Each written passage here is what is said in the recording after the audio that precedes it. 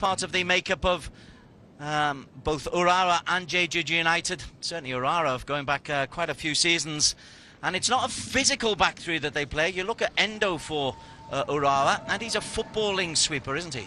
Well, certainly. I mean, you look at Makino, I think he's played every single game for Urara this season, and you look at the back, and I mean, I've been really impressed with one player right there. I think I was looking at Bun Matan of Muang Thong yesterday. I did say he's probably the best left fullback in Southeast Asia right now. That reason why I said that was because I think Ugajin must be one of the best left backs in Asia, because that's how good he is going offensively and that's how good he is defensively. So for me, that's why, I mean, the amount of changes has happened, and then I look at the lineup. Ugajin's not been rested, and he's also one of those players who've played a lot of football for Urawa Reds this season, but that's how instrumental he is in a game like this. You just can't rest the players of likes of him. Two-legged tie. Jeju, it's an island off the southern tip of Korea. It wasn't renowned as a footballing hotbed,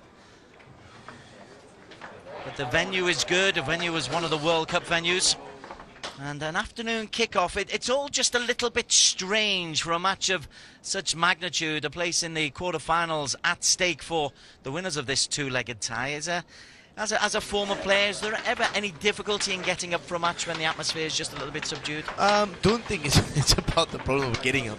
Just think everything changes. Your meals, what time do you take it usually, and how early do you have to take your lunch as well? That all changes, and you know how ritual footballers can be.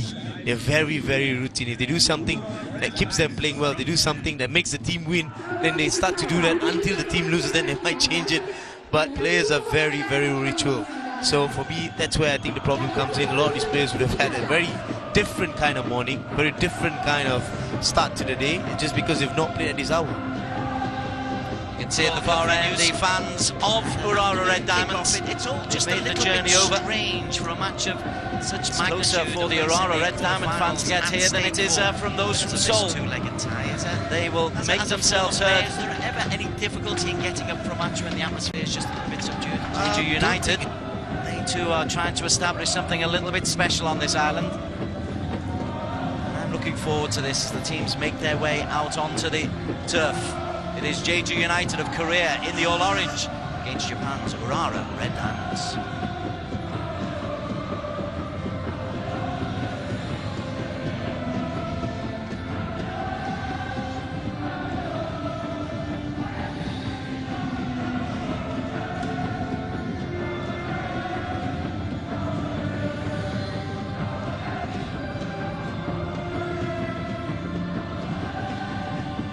They aren't there in their thousands, but the lack of numbers is certainly made up for by the enthusiasm of the Urara supporters.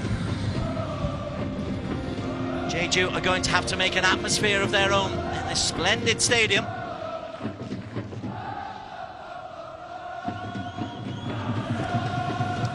Some familiar names. Arbe goes through leading the way. He'll be captaining Urara Reds.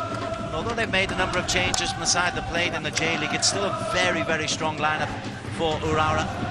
Plenty of familiar names for us. We'll look though first at Jeju United. We anticipate to play three at the back with Kim Won-il, an important part of that back three. Cho Yong-kyung will be alongside him, Kwon Han-jin as well. Going forward, they've got Magno de Cruz and Marcelo, with Hwang Il-soo and Han Hyun-bum adding a little bit of support from the wide positions for Cho Sung-kwan's team. But the lack of numbers is certainly made up on the bench. By the enthusiasm of the Urara supporters. Frederick Mendy, who played in Southeast Asia for Home United in Singapore, to make an atmosphere of their often used substitute. Stadium. His height can cause problems late on in games. Match officials all from Uzbekistan. Some familiar names. Asimov is the man in the middle. Usmanov, Urara Reds, Ganulian are the assistant referees. The fourth official, Dimitri Peglega for Urara. Plenty of familiar names for us. Urara Reds. Well, we like them. Ugajin will start on the left-hand side. Endo as a sweep one between Makino and the impressive Moriwaki up front. Lubliakic is always good value, will always provide something, and Kuroki and Yuki Muto will be operating around him as well. Halo Petrovic has got a fairly settled squad, although he does change the players within that squad. Likes of Aoki on the bench, Tadanari Lee, usually regular starters, and Daisuke Nasu. But Urawa height could cause problems late on in probably games. look on this and say, hey, this is the worst draw that we could have had, even though Jeju are doing well at the top of the table. Far bigger fish out there.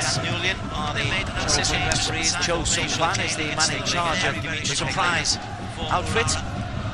Familiar names for us. Different end of his coaching career. Halo Petrovic, the Austrian There was a sweet 1-0 in the keynote. Part of that back News on the team lineup. Lovely pitches. Thoughts ahead of the kickoff standing with outside. Well, for me, firstly, massive changes from the away side. I mean, you look at it, Koma Yashiaki has been their key player as well. And you just spoke about Adinari B, who's been a mainstay at that right side, whether they play in a 3-5-2 formation or a 3-4-3. He's always been one of those. But then Sekine Takaharu, he comes in, he's got a bit more speed, but Lubiankic been earning his spot. He's been brought off the bench a couple of times. Now he's slowly starting to just get a regular playing time, and for me, Koroki was their best player on the weekend. He was so lively in the second half, got so much damage, and that's why he starts tonight as well. Different ends of his coaching career. Attacking looking formation for Jeju United. Just making sure all watches are coincided. Well, for me, firstly, massive changes from the away side. Kickoff. Look A at little bit strange for the players. We are underway, and this is Urara in the white. Mainstay at that right side, whether they play in a 3-5-2 formation or a 3-4-3. He's always been one of those, but then Sekine Takaharu comes in, he's got a bit more speed, but Lubiankic been earning his spot. He's been brought on the bench a couple of times, and now he's AFC Champions League, just getting like a Jeju regular United. playing time, and for me, Koroki was their best player on the weekend. He was so lively in the second half, got so much damage, and that's why he starts tonight as well. Down the line.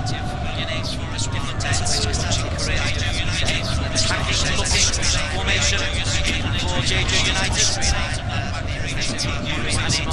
Two-legged ties. Watches are coincided. The team are more concerned about not conceding. The second leg with a bit strange for the players. Genuine chance if they score a goal. It really does double the work required by the home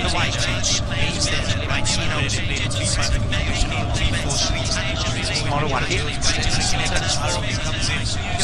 was outside of his Sekine. Lubiankic been earning his spot. He's been brought on the bench a couple of times, and now he's Long ball in.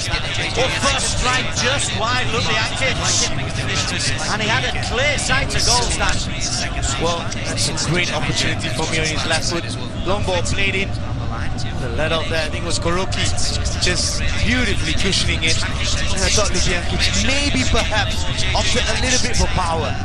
He visualed it, hitting the top corner as he always mentioned, but unlikely he's gone crossbar. What a chance. But that's the combination that I saw on the weekend against Shimizu Espas, and that's why both of them have started the game. And then coming the other way, the flag is stayed down. It was On who was racing through, and Ilsu trying to get on the end of the long through ball. Wow, What a start. But that